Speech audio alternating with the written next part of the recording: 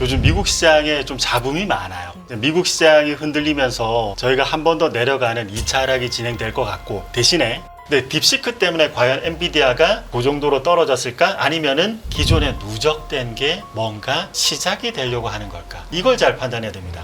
주도주가 어떤 이벤트가 빵 터졌을 때 일시적이라면 한 대 맞고는 금방 정신 차려요. 네. 위기 관리하고 다시 또 이제 열심히 싸워서 이깁니다. 근데 한 대 맞고는 좀 휘청해서 지금 못 일어나요. 엔비디아가. 주도주의 이러한 모습은 상당히 조심해서 봐야 됩니다.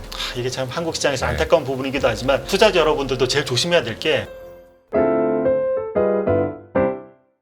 지난번 출연을 하셨을 때 일단 국내장이 한 번 더 하락을 할 수 있는데 그때 주식 매수의 기회가 될 수 있다는 뉘앙스로 말씀을 하셨던 것 같은데, 맞습니다. 최근에 좀 주가가 많이 내렸었잖아요. 예. 3일 전이었나요? 예. 그때가 기회였나요? 요거 먼저 여쭤보고 시작해볼까요? 최근 변동성이 좀 있긴 했는데 네. 요 정도 내린 걸로 내렸다고는 저는 판단하지는 아직 않습니다. 무서운 예. 이야기입니다. 예. 그러면 2차 하락이 올 거라는 말씀이시잖아요. 맞습니다. 국내 주식시장에. 예. 지금 현재 최근 주식시장 먼저 어떻게 평가하고 계신지부터 좀 여쭤볼게요. 예, 작년 7월부터 최근까지 주식시장이 일단 1차 하락을 진행을 했는데 이제 2차 하락은 요즘 미국 시장에 좀 잡음이 많아요. 예. 네. 이제 미국 시장이 흔들리면서 저희가 한 번 더 내려가는 2차 하락이 진행될 것 같고, 대신에 저희가 이제 2차 하락까지 진행되면, 작년엔 제가 이제 코스피가 저희가 계속 내려올 때 좀 조심하자. 제일 좋은 건 뭐냐? 현금. 뭐 네. 이렇게 말씀드렸는데 이제는 떨어질 때 사 들어가야 됩니다. 예, 왜냐하면 저희가 코스피가 보면 참 재밌게도 IMF 제외하고는 이 트레일링 PBR 0.75배가 진짜 안 깨지더라고요. 네, 맞죠. 이건 뭐 어지간해서. 학술적으로 연구를 누군가는 좀 해줬으면 하는 건데, 일단 뭐 경험적으로 보면은 0.75배가 안 깨집니다. 지금 거의 뭐 오늘치로 계산해 보면 0.88배, 0.87배 요 정도 될 네. 것 같아요. 예. 그러면 여기에서부터 0.75배까지는 대략 마이너스 12에서 마이너스 15% 지수 기준으로. 예. 와, 그러면은 코스피 2천 초반이네요. 그러면. 예, 뭐 2,200에서 2,100 네. 그 사이 정도 들어오면은 이제 얼추 이제 진바닥이다 볼 수 있죠. 예, 그래서 미국 시장의 흔들림에 의해서 2차 하락이 올 건데, 네. 요때 어느 정도 레벨 다운하면은 이제는 저는 이제 매수의 관점에서 바라보자. 요렇게 언급드리고 싶습니다. 그러면 2,400 이제 깨지는 이 구간에서도 그냥 약간의 물릴 감내를 하고라도 물릴 걸 감수하고라도 매수하는 전략이 이제는 옳다라는 말씀이시죠. 아직은 그래도 이제 뭐 제 네. 입장에서는 좀 이제 롱텀하게 보면은 네. 지금도 나쁘진 않은데, 뭐 최적 타이밍을 저는 또 어느 정도는 잡아내야 되는 그쵸. 사람이니까, 저는 한 2,200에서 2,100 그 사이 포인트가 오면 참 좋은 위치다, 이렇게 보고 있습니다. 미국의 주식시장이 흔들리면 그때 우리 증시가 뭐 많게는 2100까지도 떨어질 수 있다라는 관점이신데, 예. 미국 주식시장이 그렇게 흔들리게 되는 근본적인 이유는 어디서 찾을 수 있을까요? 저희가 최근에 뉴스가 막 쏟아지죠. 네. 예, 뭐 관세, 딥시크 뭐. 예, 맞습니다. 뭐 이것 때문에 흔들리는지. 근데 가만히 주식시장 연구하다 보니까 이 구도가 중요하더라고요. 예, 이 이벤트에 의해서 흔들리는 것보다 전체적인 구도가 좀 강건하면 이벤트에 적게 흔들려요. 근데 네. 전체적인 구도가 불안하면 뭔가 조금만 뭐 뉴스가 나와도 잘 흔들립니다. 근데 요즘에 구도를 보면 미국 시장의 밸류에이션이 은근히 IT 버블 때만큼 올라와 있습니다. 예, 굉장히 많이 올라와 있어요. 요 정도 밸류에이션이 높게, PER이 이제 요 정도 올라와 있는데, 요 정도 올라와 있으면 모멘텀이 계속 쭉쭉 제공이 돼야 됩니다. 네. 예, 그래야 이제 밸류에이션이 계속 이제 유지가 되는 거죠. 자, 그런데 이 트럼프 대통령 당선 이후에 미국의 GDP 보면 올라가는지 내려가는지, 요게 이제 저희가 많은 사람들이 체크를 잘 안 하시는데, 트럼프 당선 이후에 미국의 GDP 컨센이 내려가요. 내려가요. 네. 예. 최근 발표된 미국의 4분기 GDP 2.4. 네. 그런데 2025년 4분기 미국 GDP 1.9까지 떨어지고 있습니다. 1.9까지 떨어진다라는 거는 예. 그 올해 대략 뭐 여름이 됐건 이 중간 사이에 작년의 여름처럼 뭐 미국 침체 이런 예. 이야기도 다시 한번 시장에서 화제거리가 될 수가 있겠네요. 예. 저는 제가 분석을 해보면 이제 밸류에이션이 높은데 이거를 지탱할 수 있는 모멘텀이 제공 안 되고 GDP 기준으로 네. 네. 떨어지는 모습이 나오는 게 세 가지 요인 때문인 것 같아요. 어떤 요인이죠? 첫 번째는 재정 정책입니다. 예, 전체 구도를 보면 요즘에 재정 정책을 얼마나 쓰냐면 GDP 대비 재정 지출이 24%인데 요 수치가 역사상 여러분 4번 있었습니다. 많다는 의미시죠? 역사상 4번이면 많다고도 할 수 있는데 그 언제인지 한번 제가 말씀드려 볼게요. 재정 지출 규모가 역사적으로 굉장히 많았다. GDP 대비 재정 지출 예 맞습니다. 네네. 많이 썼다. 많이 썼다는 의미시죠. 빈번했다가 아니라 네네. 많이 썼다. 예 맞습니다. 예. 그 첫 번째가 역사상 4번째 중에 첫 번째가 1980년대 저축 대부 조합 사태 때. 예 그때 그 미국의 지방은행들이 망했어요. 싹 다 망했었죠. 예 맞습니다. 예 거의 싹 다. 네. 예. 그래서 은행을 살리기 위해서 은행 시스템 복원을 위해서 돈을 많이 쓴 거죠. 그리고 이 역사상 두 번째는 금융위기 때. 금융위기 때도 은행 시스템 붕괴였습니다. 그렇죠. 예. 그리고 세 번째는 팬데믹 때. 팬데믹 때 정말 많이 썼고. 그리고 엄밀하게 따지면 뭐 지금이 아니라 엄밀하게 따지면 수치상으로 작년 하반기까지죠. 예, GDP 대비 재정 지출을 24% 이상 썼을 때가. 예. 그래서 요 정도로 써서 일단 미국도 지금까지는 경제도 화려하게 좋았는데 과연 이걸 더 쓸 수 있을까를 고민을 해 봐야 됩니다. 자, 그러면 저는 쓸 수 없다고 생각하는 편이거든요. 요게 왜 그러냐면 요즘 부작용이 나타나요. 이게 뭐냐면 요즘 미국의 유동성 증가율이 굉장히 빠르게 올라오거든요. 네. 예, 그러니까 유동성 증가율이 올라온다고 해서 물가가 바로 또 제깍제깍 올라오는 건 아니에요, 사실. 네. 왜냐하면 그 중간에 매개 변수가 있습니다. 물가는 유동성 곱하기 화폐 유통 속도. 네. 네, 이게 화폐 유통 속도는 요즘에 올라오거든요. 자, 그렇다면 유동성 증가율 올라올 때 화폐 유통 속도가 곱해져서 물가가 쉽게 올라올 수 있는 구조가 되는 거죠. 그래서 연준이 쉽게 금리 요즘 못 내리는 거예요. 톤들이 조금 이제 매파적으로 다들 바뀌었잖아요. 맞습니다. 이게 뭔가 깨름직하니까 금리를 함부로 못 내리는 거예요. 근데 그 앞단의 배경에는 정부의 재정 지출 많이 쓴 게 있습니다. 자, 그러면 요걸 왜 올해는 적게 쓸 것 같냐? 물론 물가를 자극하는 요인 그것 때문에도 있지만 요즘 장기채 금리 아마 시청자분들도 좀 보셨을 겁니다. 트럼프 대통령 취임식 전후 장기채 금리가 슬금슬금 내려가고 있죠. 예, 내려옵니다. 예. 만약에 트럼프 대통령도 작년 바이든 대통령처럼 정부 지출 많이 쓴다. 그러면 발행 물량 늘어나고 장기채 금리는 좀 올라가야 돼요. 예. 뭐 관세 얘기도 있으니까 요 이슈 타고라도 장기채 금리는 올라가야 되는데 장기채 금리가 내려와요. 국채 발행 물량 생각만큼은 크지 않을 것 같다. 예. 그리고 재정 정책을 너무 많이 썼을 때 뭐 경기도 과대 포장되는 거 네. 이런 것도 많이 없을 것 같다.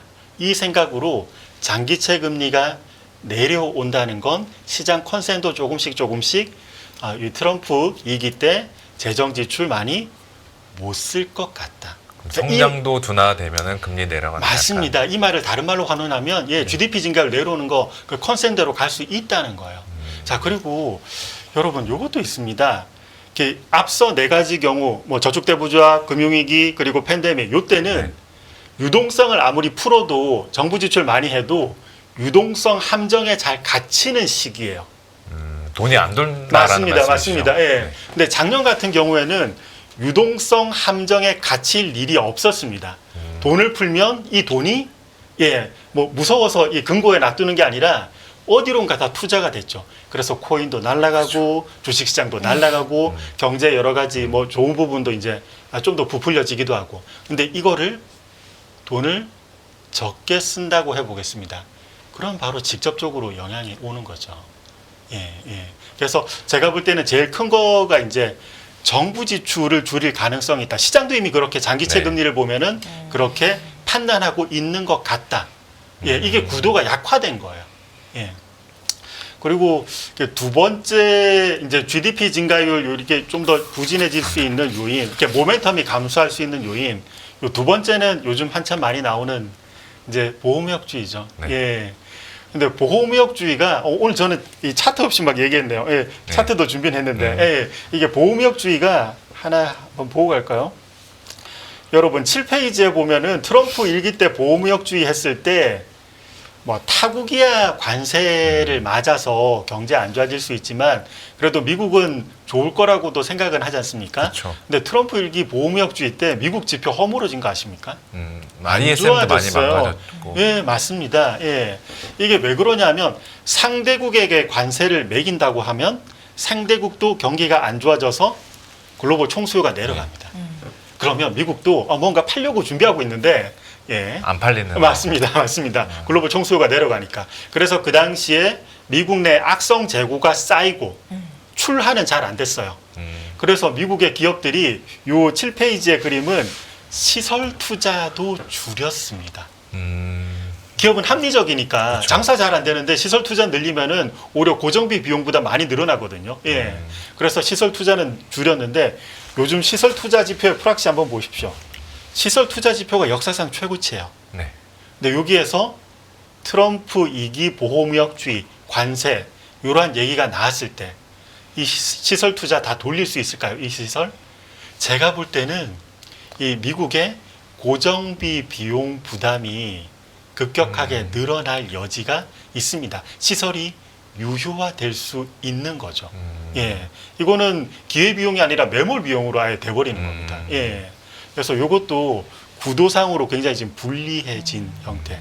감세가 가져다주는 약간 긍정적인 상세 효과 같은 것도 상쇄됩니다. 예, 요거 때문에 이제 상쇄되는 거예요. 예, 맞습니다. 그리고 요거는 작년 한 해 동안 이제 세 번째 제가 GDP를 좀 약하게 보는 이유가 작년 한 해 동안 많은 분들이 이런 말씀을 하셨어요. 그 딥시크 나오기 전에 네네. 예, AI 때문에 기술 혁신이 일어나서 생산성이 증가하니까 경제도 좋아질 거다. 맞죠. 예, 예. 일리가 있잖아요. 네, 너무 네. 당연한 네. 얘기. 예. 그래서 데이터를 한번 확인을 해봤습니다. 이게 맞는 실제로 건가? 생산성이 정말 향상이 좋아졌나? 되는지, 좋아졌는지. 예, 맞습니다. 네. 이게 확인할 11 수 있는 데이터가 있어요? 생산성이 한마디로 이게 보통 투입되는 산출이 그 투입되는 게 토지, 자본, 노동이잖아요. 근데 토지에 대한 생산성 그런 거는 사람들 관심 없습니다. 네. 예, 사실 예, 자본에 대한 생산성은 뭐 그냥 이제 주식시장 보면 되니까 보통은 노동에 대한 생산성을 일반적으로 생산성이라고 부릅니다. 근데 생산성 증가율 11페이지에 검은색 선 보시면 증가율 요즘 떨어져요. 예, 증가율 떨어집니다. 그리고 요 증가율이 떨어지면 대략 3에서 6개월 시차를 두고 경제 성장률도 그렇게 떨어지게. 좋지는 않아요. 근데 사실은 저희가 이 이유를 알아요. 요즘에 AI로 돈 버는 기업은 아직 없습니다. 대규모의 이 여러 가지 비용이 들어가야 돼요. 네. 예, 투입 대비 산출 아직은 산출이라는 게 없습니다. 그래서 생산성 지표도 요즘에 안 좋은 게 당연해요. AI 기술 혁신에 의해서 생산성으로 경제가 올라간다. 제가 볼 때는 한 2, 3년 뒤에는 타당성이 있는데 지금 이게 지금은 실제로는 작동하지 않습니다. 예, 그러면 이렇게 생산성이 도와주지 않는 거. 예, 정리해 보면 재정 지출 많이 못 쓸 많이 것 못 쓴다. 같다. 네. 지금 장기채 금리도 그렇게 얘기하고 있고요. 예, 저뿐만 아니라 장기채 금리도. 예. 그리고 트럼프 이게 보호무역주의 요때 1기 때도 보면은 경제 지표가 안 좋았거든요. 2기 네. 때도 예, 오히려 더 강화하니까 이거는 상당히 좀 불리할 수 있고 미국 지표에도. 네. 그리고 세 번째는 생산성 증가율도 이제 내려가고 있다면 이거는 증시 입장에서도 좋게 보기 어려운 맞습니다. 신호라고 맞습니다. 보면 되는 어떤 거죠. 이벤트가 나왔을 때 충격을 좀 아래쪽으로 배가할 수 있는 기본 구도가 마련이 돼 있는 거죠. 예. 근데 요즘 지난 2년 동안 미국 주식 투자하시는 분들 이야기 들어보면은 어차피 미국은 물려도 버티면 먹고 나온다라는 네. 게 이제 좀 증명이 됐잖아요. 예. 올해는 이제 그게 조금 어렵다라고 보면 되는 거예요. 아, 빠질 예. 때 사면은 대부분 다 이제 며칠 버티고 한두 달 버티면은 다 원위치되고 그보다 예. 주가가 높게 가긴 갔는데 예. 올해는 미국에 대한 그 기대 수익률 이거는 높게 가져가면 안 된다라고 보면 이제 될까요? 투자를 하셨던 그 투자 기간, 투자 네. 경험에 따라서 요 말씀들이 조금은 달라질 수 있어요. 네. 예. 지난 한 뭐 금융위기 이후부터 최근까지는 미국 시장이 조정은 있을지언정 하락다운 하락은 사실은 없었죠. 예, 예. 조정이라면은 잠시 내려갔다가 네. 다시 원금 회복하고 다시 올라가는 거, 하락은 이제 푹 꺼지는 거. 근데 뭐 금융위기를 겪으셨다든지, 네. IT 버블을 겪으셨다든지, 그러니까 이런 분들이라면 아마도 미국 시장 그래도 계속 올라라고 하면 좀 다른 말씀을 하실 맞- 거예요. 그렇죠. 예. 그래서 저희가 위기가 감지됐을 때는 그래도 리스크 관리는 예, 리스크 관리는 언제나 옳다고 하지 않습니까? 예. 그러니까 아까 좀, 그러면은 예. 말씀하신 코스피 같은 경우는 지금 지금 레벨에서 한 10%, 15% 조정 정도를 예상하고 계셨잖아요. 예. 미국은 그러면 저희가 어느 정도까지 좀 감내를 하는 걸로 설정을 해야 될까요? 예, 미국은 저는 한 마이너스 30% 정도. 예, 이렇게 S&P 한국보다 기준으로는 거의 5천이 깨진다라고 보면 맞습니다. 예, 미국은 조금 더 정리가 안 되고 지금 계속 와서 그리고 또 여러분 이게 유동성 함정이 없는 상태에서 돈을 풀어서 이 정도로 올려 세웠는데 과연 이게 이제 점점 이제 돈이 회수가 되거나 아니면 이런 영양분이 공급이 안 된다면 그러면 이게 좀 심각한 상황으로 갈 수 있을까? 그러니까 생각은 들고 네. 근데 요즘에 이제 그러면 요즘 나온 뉴스로 한번 해석을 해볼게요. 저희가 작년 8월에 네. 7월 작년으로 돌이켜 보면 7월에 일본이 금리 올리고 네, 그렇죠. 8월, 9월 엔화 강세. 예. 엔캐리 청산 한번 맞고. 맞습니다. 예. 네. 근데 그때 미국이 이렇게 지표도 좀 안 좋았어요. 그러니까 이참에 이제 와장창 한번 무너졌었죠. 그런데 1월 24일 날, 올해? 올해 1월 24일 날 네. 일본이 이제 금리를 올렸죠. 네. 근데 일본이 지금 물가가 얼마인 줄 아십니까? 2%대 아니에요? 무슨 말씀이십니까? 더 올랐어요. 예, 일본이 지금 3% 중반입니다. 네. 예, 와요와요. 예. 네. 아마 지금보다 금리는 좀 더 올릴 가능성은 높아 보여요. 그러니까 엔캐리 트레이드 청산 그 가능성이 항상 내재하고 있는 거죠. 자, 그리고 저희가 작년 12월에서 올해 1월 넘어갈 때 한 가지 채권 시장의 중요한 변화가 뭐냐면 이런 게 있습니다. 10년물, 2년물은 진즉에 마이너스권에서 네. 플러스권으로 올라갔는데 좀 더 타이밍에 근접하다는 시장의 하락과 네. 타이밍 근접하다는 10년물, 3개월물이 마이너스권에서 플러스권으로 올라왔어요. 예. 장단기 금리 차가 이제 다시 되돌아오고 있다. 맞습니다. 맞습니다. 요거 그림으로 한번 설명드려 볼게요, 여러분. 17페이지 한번 보겠습니다. 요게 인플레이션 시대하고 난 인플레이션 시대하고 장단기 금리 차의 해석이 다릅니다. 인플레이션 시대면 제가 아래 검은색 선 10년물, 3개월물인데 요게 마이너스로 푹 빠졌다가 1970년대죠. 마이너스로 푹 빠졌다가 플러스로 올라오면 요거 시장 대세 상승 신호예요. 인플레이션 시대에는. 자, 그런데 난 인플레이션 시대 한번 보시죠. 요때는 마이너스로 푹 빠졌다가 플러스로 올라오면 요거 시장 대세 하락 신호입니다. 자, 그리고 요번에 금리가 장단기 금리차 금리가 마이너스권에서 플러스로 작년 12월에서 올해 1월 넘어갈 때 바뀌었어요. 이제 시대 규정이 어떻게 하느냐에 따라서 제가 대박 틀릴 수도 있고 지금은 아니면은- 논 인플레이션 시대로 보시는 건가요, 그러면? 트럼프 1기 때 여러분 관세 매겨도 미국 물가 떨어진 거 아십니까? 네, 별로 안 미국 장기채 떨어지는데. 금리도 떨어졌어요. 예. 그럼 트럼프 2기 때는 이게 그때 물가가 왜 떨어졌냐면 경제에 상호 충격을 줘서 떨어졌어요. 물가는 경제에도 영향을 받으니까 경제 안 좋아도 물가 떨어지지 않습니까? 예. 그러면 지금은 난 인플레이션 시대로 제 입장에서 근데 이 해석이 좀 어려울 수도 있습니다. 인플레이션, 난 인플레이션. 네. 그래서 요즘에 이렇게 얼마 전부터 제 개인적인 뭐 연구거리기도 한데 장단기 금리차하고 경제 지표 중에 뭐가 제일 궁합이 좋을까? 네. 18페이지 보시면은 찾아내신 거예요? 예. 네. 예. 실업률. 실업률하고 거의 비슷해요. 그러네요. 거의 예, 그렇죠. 진짜 똑같이 가네요, 그냥 거의. 자, 그럼 한번 생각해 보겠습니다. 지금 장단기 금리차가 의미하는 건 실업률이 올라갈 수 있다예요. 음. 그럼 작년 8월하고 너무 비슷하지 않습니까? 일본 금리 올렸죠. 그러다가 작년 8월에 미국 실업률 안 좋아졌는데 와장창 무너졌습니다. 또 3회 법칙 또 나오는 거네요. 이제 조만간에. 예, 그럴 수도 있는데 하여튼 예, 전반적인 구도가 약화됐다는 건 저희가 인지를 해야 될 것 같아요. 예. 그리고 요즘 얘기 한 번 더 해볼게요. 딥시크. 네. 예, 요거는 바텀업 단에서 어떤 이제 좀 뭔가 이제 잔물결에 뭔가를 이제 던진 거죠. 반향을 예, 일으키고 예, 있죠. 예. 네. 근데 딥시크 때문에 과연 엔비디아가 그날 저희 설날 연휴 때 그 정도로 떨어졌을까? 아니면은 기존에 누적된 게 뭔가 시작이 되려고 하는 걸까? 이걸 잘 판단해야 됩니다.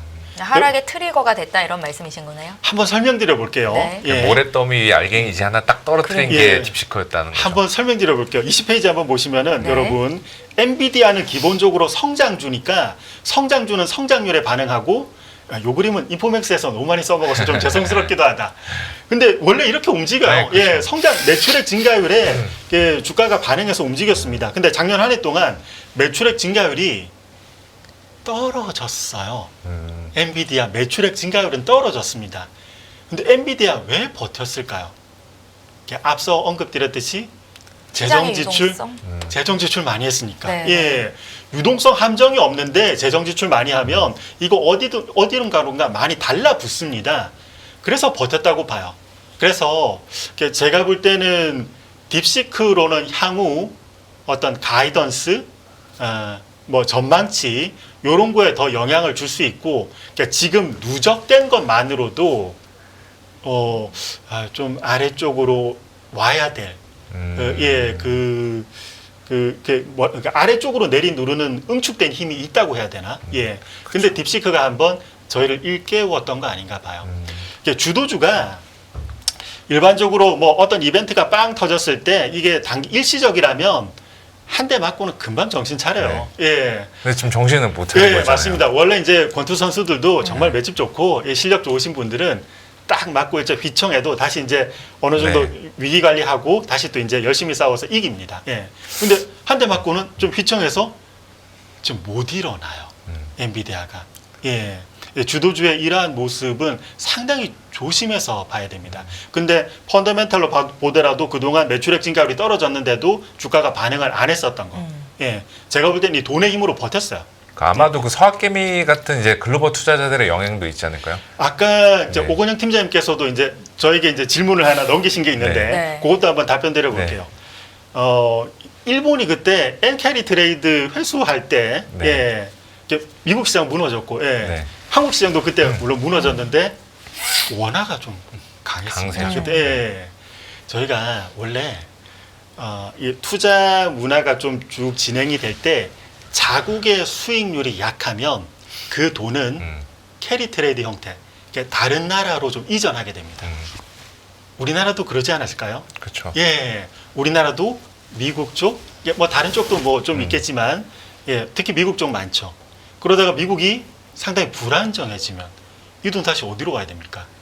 원화를 사서 이렇게 회귀할 가능성도 있는 거죠. 국장 투자로 가거나 뭐 이런 식으로 할 수도 맞습니다. 있겠죠. 예, 자금을 일단은 뭐 네. 일단은 뭐 이렇게 뭐 다시 갖고 오거나 예 그러한 어떠한 형태로 예 그래서 일시적으로 수급적인 요인에 의해서 이 환이 좀 저희 원달러 환율이 이렇게 엔화 좀 비슷하게 움직였을 여지도 저희는 고려는 해봐야 될 것 같아요. 뭐고 저한테 토스하신 그 질문에 대해서 네. 이렇게 이제 가름하는데 아무튼 예 좀 시장은 기본적인 구도가 위험한 상태에서 지금 뭔가 툭툭 요 트리거라고 하죠. 요게 던져지고 있다. 이걸 상당히 조심해야 된다. 네, 전 이렇게 봅니다. 그러면 최근의 트리거는 바텀업 단에서는 딥시크였고 예. 탑다운 단에서는 뭐 트럼프 관세였던 것 같은데 예. 이후에 트리거가 될 만한 후보군은 또 뭐가 있을까요? 요 잘 보셔야 되는 게 장기채 금리 계속 관찰해서 조심해서 보셔야 네. 될 것 같아요. 장기채 금리 좀 더 떨어진다. 이거 이렇게 재정 지출 많이 못 한다는 거거든요. 재정 지출 많이 한다면 예, 이제 국채 물량 많아져서 네. 예, 물량 많아지면 금리도 올라가지 않습니까? 예. 근데 이게 장기채 금리가 떨어진다는 건 이거 재정 지출 많이 못 쓰겠는데? 예, 이걸로 연결을 이제 저희가 해 봐야 됩니다. 그래서 이렇게 탑다운해서 너무 복잡한 거 말고 장기채 금리는 저희가 금리? 금방 확인할 네. 수 있으니까 요거 떨어질 때도 좀 조심하셔야 돼요. 예, 예. 그렇습니다. 그렇습니다. 아. 네, 저는 이렇게 좀 보고 그러면 있습니다. 예. 이제 중요한 건 투자 전략을 그렇다면 어떻게 가져가야 될까라는 질문일 것 같은데 예. S&P 500 기준으로는 고점에서 30% 정도 하락할 수 있다고 하셨고 국내 예. 증시 역시 지금 자리에서 한 15% 정도 조정받을 수 있다는 관점이신 거잖아요. 맞습니다. 어디에 투자를 해야 됩니까? 지금부터는 이제 순차가 있어요. 1차적으로는 제가 볼 땐 배당주. 예, 배당주가 12월, 1월 금리 못 내린다 그 이슈 때문에 한번 내려왔어요. 네. 배당주는 원래 금리를 내리면 배당주는 좋아집니다. 예, 상대적인 수익률 격차가 맞습니다. 있으니까. 예, 근데 금리를 못 내릴 것 같다 그래서 배당주가 한번 충격받았어요. 근데 제가 볼 때는 향후로는 금리를 좀 내릴 것 같거든요. 왜냐하면 여러분 뭐 아까 여러 많은 전문가분들하고 제 의견이 다를 수는 있지만 제가 볼 땐 한국의 실질 금리는 너무 높아요. 예, 이 그림에서도 보시듯이 역사적으로도 꽤 높은 수준이거든요. 저희 한국 경제가 찬밥 더운밥 가릴 때가 아닙니다. 제가 볼 땐 그렇습니다. 예, 뭐 제 개인적인 생각일 수도 있지만 예, 좀 내려줘야 돼요. 올해 중반부터 그 이후부터 네. 정치권이 좀 안정되고 이렇게 되면 오히려 한국은행도 금리를 좀 내릴 수 있지 않을까. 금리가 내리면 배당주가 좋아질 건데 업종으로 찍어보면 금리 내릴 때 은행주는 안 좋습니다. 본업이 훼손되죠. 그렇죠. 예. 그런데 컨센 기준으로 보면은 작년 이익 증가율보다 올해 이익 증가율이 좋은 게 통신이에요. 예, 주주 환원도 좀 많이 한다고 그러고. 그래서 통신부터 지금 좀 사들어가고 네. 그러다가 조금 더 떨어진다. 그러면 올해는 저는 올해 중반에 중소형 주장이 되게 세게 올 것 같아요. 코스닥 쪽 말씀이시죠? 예, 코스닥도 그렇고 예, 중소형 주장이 세게 온다고 보는 근거가 이렇습니다.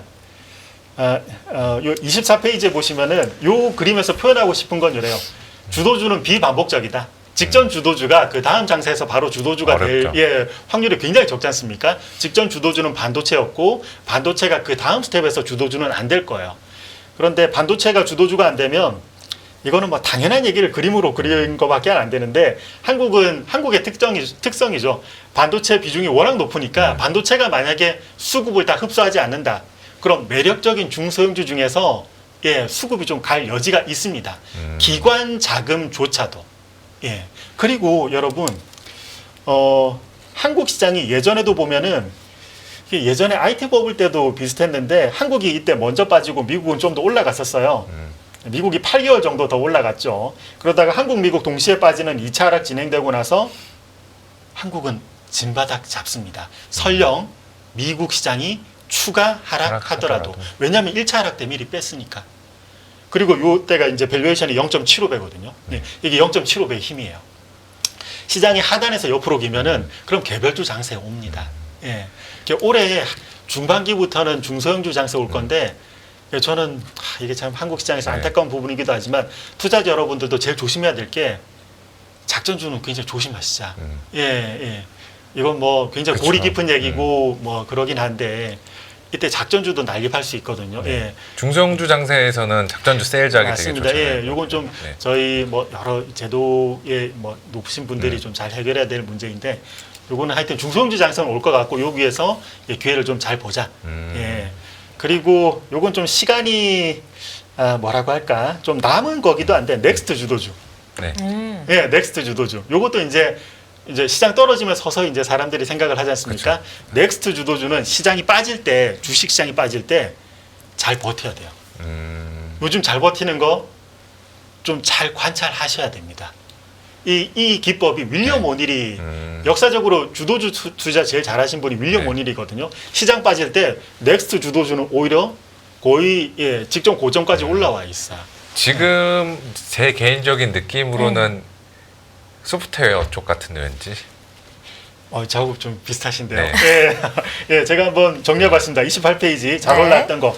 통신은 잘 버텼는데 작년 이 회색선이 작년 7월부터 지금까지 코스피 그리고 통신 잘 버텼죠. 근데 네. 이거는 아까 배당주 말씀드렸고 미디어도 은근 잘 버텼는데 통신보다는 좀 덜 잘 버텼어요. 미디어는 뭐 중소형주 쪽으로 좀 관심 가져볼 만하고 예, 맞습니다. 소프트웨어 잘 버텼어요. 예. 근데 소프트웨어가 지금도 소프트웨어가 약간 들썩들썩 하는데 이게 어느 정도 뼈대가 있는 전략입니다. 저희가 이게 여러분 예전에 IBM PC가 제 기억에 81년도에 나왔어요. 네. 제품 이름이 PC 자체였습니다. 네네. 그리고 그때는 애플 2가 유행했어요. 그러니까 하드웨어가 쭉 깔린 거예요. 컴퓨터라는 게 쭉 깔린 거예요. 네. 예, 그게 주도주였습니다. 예, 컴퓨터가 주도주여서 쭉 깔리고 나서는 81년도부터 한 몇 년간 주도주 행사하다가 다음 1985년 그 유명한 마이크로소프트 엑셀이 나옵니다. 그리고 마이크로소프트 올라가고 또 오라클도 그때부터 올라가요. 네. 그러니까 하드웨어 소프트웨어 사이클이라는 게 있는 거죠. 예, 그러니까 지금도 AI 칩 데이터 센터 그게 좀 깔리면 네. 딥시크 때문에 더 싸게도 할 수 있다는 그렇죠. 거죠. 예. 그럼 이게 어느 정도 깔리고 난 다음에는 이걸 이용해서 돈을 버는 AI 소프트웨어 또는 그걸 활용하는 기업 주가가 괜찮아질 수 있을 것 같아요. 지금 진짜로 그렇게 반응을 하고 있네요. 최근 보면은. 예. 그래서 이제 이게 시장이 좀 더 흔들릴 때도 잘 버텨야 되는 거. 지금 어느 정도 그 가능성을 보여주고 있는 거죠.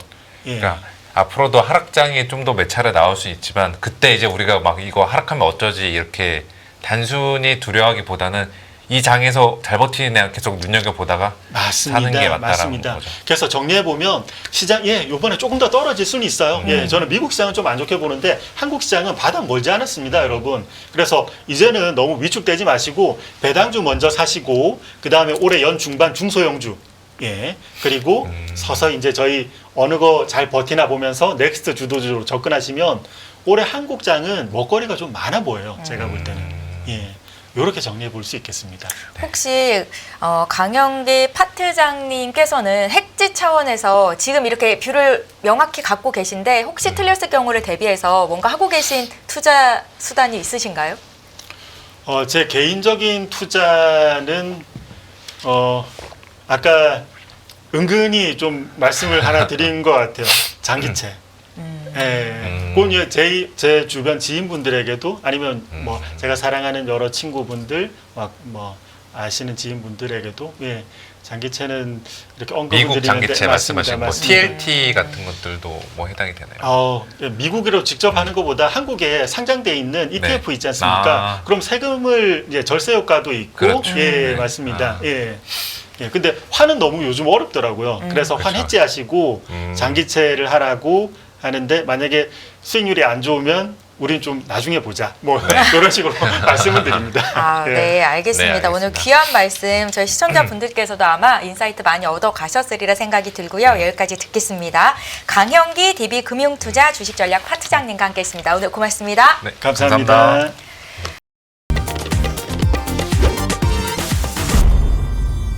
안녕하세요. 이승입니다. 더 많은 영상을 보고 싶으신 분들은 화면 오른쪽에 있는 구독 버튼을 눌러주시기 바랍니다. 그리고 영상을 보시면서 좋아요는 필수인 거 아시죠? 항상 인포맥스 라이브를 사랑해 주셔서 감사합니다.